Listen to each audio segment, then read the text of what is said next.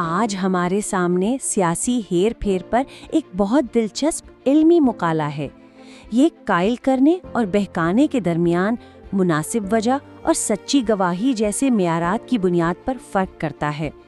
آئیے دیکھتے ہیں کہ اس کے تجزیے کو مزید پراثر کیسے بنایا جا سکتا ہے۔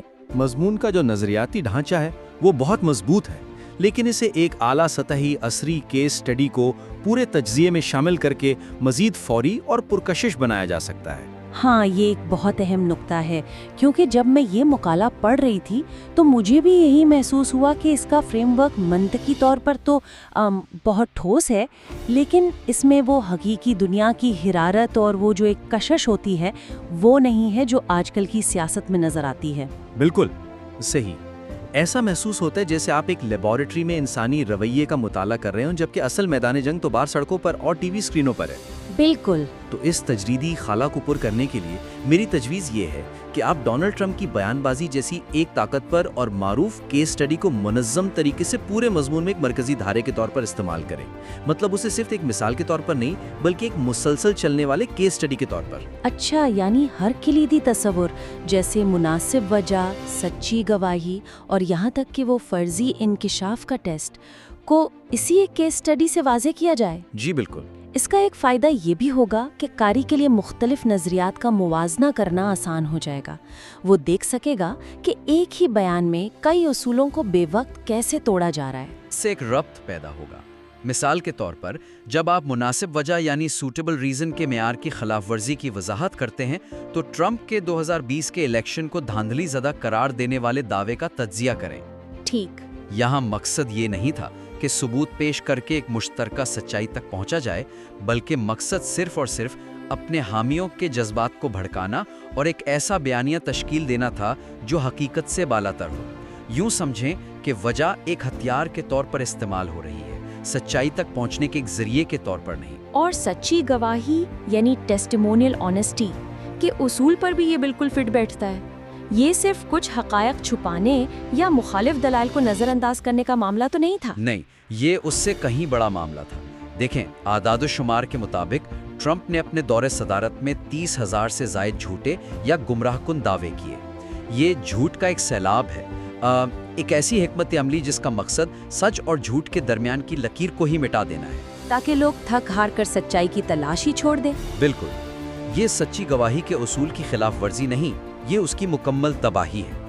اور آپ کے فریم ورک کا جو سب سے دلچسپ حصہ ہے، فرضی انکشاف کا ٹیسٹ، اسے اس کیس سٹڈی پر کیسے لاگو کیا جا سکتا ہے؟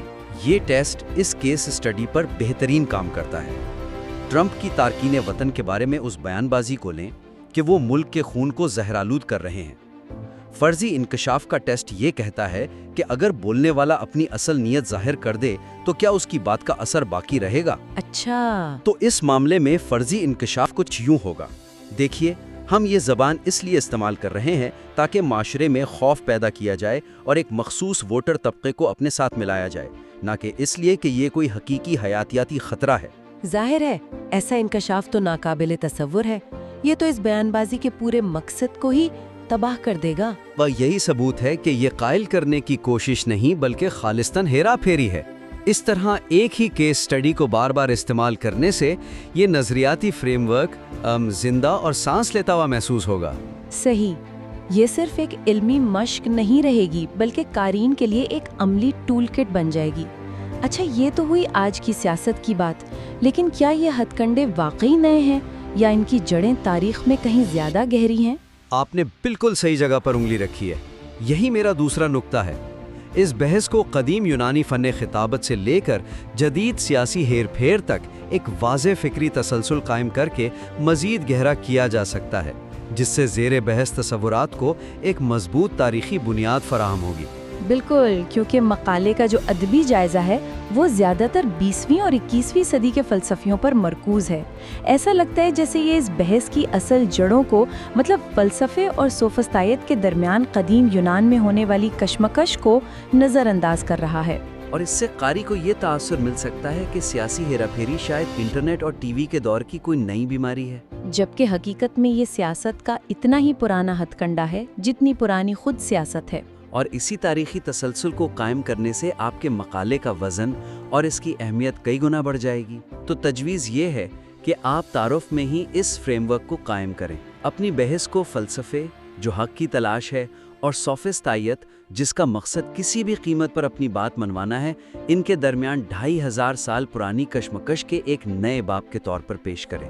वाह, तो इस तरह ये मकाला सिर्फ एक सियासी तज्जिया नहीं रहेगा, बल्कि ये इंसानी इब्लाग़ की तारीख़ के एक बुनियादी सवाल का हिस्सा बन जाएगा। ये एक बहुत वसी और पुरकशिश फ्रेमवर्क है। बिल्कुल, और आप इसे ठोस मिसालों से मजीद मजबूत बना सकते हैं। जदीद दौर के हेरा फेरी करने वाले सियासतदान का मुवाजना बराह रास्त अदीम यूनान के सोफिस्ताइयों से करें। प्रोटैगोरस का मशहूर दावा याद करें कि वो कमज़ोर दलील को मजबूत बना सकते हैं। क्या ये आज के उन सियासतदानों का मंशूर नहीं जो मुनासिब वजह और सच्ची गवाही के असूलों को पांव तले रौंदते हैं? यही तो बात है। उनका मकसद भी यही होता है कि हकीकत चाहे जो भी हो, वो अपने बयानिए को मजबूत साबित कर दें। और अफलातून की मशहूर तशबीह भी यहाँ इस्तेमाल की जा सकती है। फ़लसफ़ी जो हिकमत से मोहब्बत करता है, और सोफिस्ताई जो महज कायल करने की टेक्निक बेचता है। ये तो आपके मकाले के मरकज़ी ख्याल को एक क्लासिक बुनियाद फराहम करता है। यही नुक्ता है। इससे आपका तज्जिया वक्ती सियासी तबसरे से बुलंद होकर एक गहरे फिक्री विरसे का हिस्सा बन जाता है। कारी को यह एहसास होता है कि वो जिस मसले के बारे में पढ़ रहा है वो कोई नया मसला नहीं, बल्कि सुकरात और अफलातून भी इसी से नबरदज़मा थे। ये तारीखी तनाजुर न सिर्फ मकाले को फिक्री गहराई बख्शेगा, बल्कि इसकी अहमियत को भी उजागर करेगा। और ये भी वाज़ेह होगा कि ये हथकंडे क्यों इतने कामयाब और पायदार हैं, क्योंकि ये इंसानी नफ्सियात की कमजोरियों पर सदियों से काम कर रहे हैं। तो हमने एक ठोस जदीद केस स्टडी और एक गहरे तारीखी तनाजुर की बात कर ली। ये दोनों चीज़ें मकाले के क्या और क्यों को बहुत मजबूत करती हैं। लेकिन अब इसके कैसे पर बात करते हैं।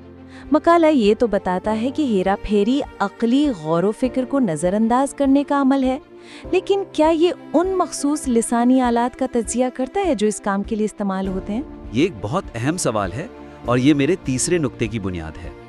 इस फ्रेमवर्क की अफादियत को उन मखसूस लिसानी आलात का वाज़ेह तौर पर तज्जिया करके बढ़ाया जा सकता है जो अक्ली गौर फिक्र को बाईपास करने के लिए इस्तेमाल होते हैं। इस तरह ये बहस हीरा फेरी क्या है से हीरा फेरी कैसे की जाती है की तरफ मुंतकिल होगी। मैं आपकी बात समझ रही हूँ। ये ऐसा ही है जैसे किसी जादूगर के बारे में ये तो बता दिया जाए कि वो धोखा देता है, लेकिन ये ना बताया जाए कि उसके हाथ की सफाई का कमाल क्या है। बिल्कुल। मकाला नियत की सतह पर तो बात करता है, लेकिन अमल की बारीकियों में नहीं उतरता। इससे कारी को ये तो मालूम हो जाता है कि उसके साथ हेरा फेरी हो रही है, लेकिन वो उन मखसूस जुमलों या तकनीकों की निशानदेही नहीं कर पाता। बिल्कुल। इसको बेहतर बनाने के लिए आप एक पूरा हिस्सा उन बयानाती तकनीकों के तज्जिए के लिए वक्फ कर सकते हैं। मिसाल के तौर पे मुतज़ाद जोड़ों यानी कॉन्ट्रास्टिव पेयर्स को लें। ये एक बहुत आम टेक्निक है। जब कोई सियासतदान कहता है वो हमारी सरहदें मुजरमों के लिए खोलना चाहते हैं, हम अपने ख़ानदानों को महफूज बनाना चाहते हैं। ये एक मंतकी दलील नहीं, ये तो एक जज्बाती जाल है। ये दो इंतहाओं के दरमियान एक झूठा इंतखाब पेश करता है।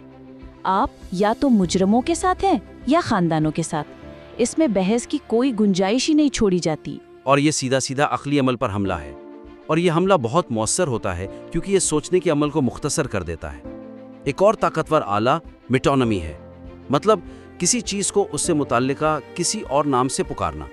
सियासत में इसका इस्तेमाल बहुत आम है, जैसे व्हाइट हाउस या नंबर 10 कहना। जी, या जैसे पाकिस्तान में इस्टेब्लिशमेंट का लफ्ज़ इस्तेमाल होता है।